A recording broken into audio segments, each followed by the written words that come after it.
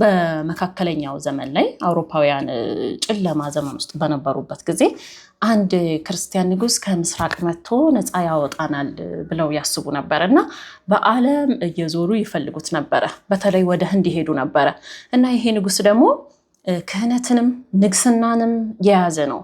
እንደዚህ አይነት ነገስታት ደግሞ የሚገኙት በኢትዮጵያ ነበር። ለምሳሌ ካህኑ ዮቶር ከሙሴ ታሪክ ጋር ተያይዞ እናነሳዋለን። ንግስናም የያዘ ክህነትም ያለው ነው።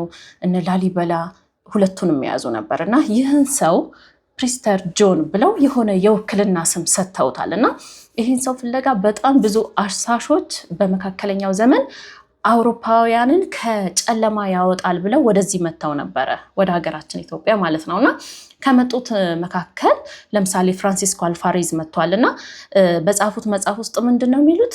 ልክ እንዳገኙት የፕሪስተር ጆን ነገርማ ተረት አይደለም፣ የእውነት አገኘነው፣ በጣም የሚገርም ንጉስ ነው፣ ፈሪሃ እግዚአብሔር ያለው ነው ከአውሮፓ ነገስታት በላይ እያሉ ይጽፉ ነበርና ይሄ ፕሪስተር ጆን እኛ ኢትዮጵያውያን በደንብ በታሪክ ውስጥ ያልተማር ነው።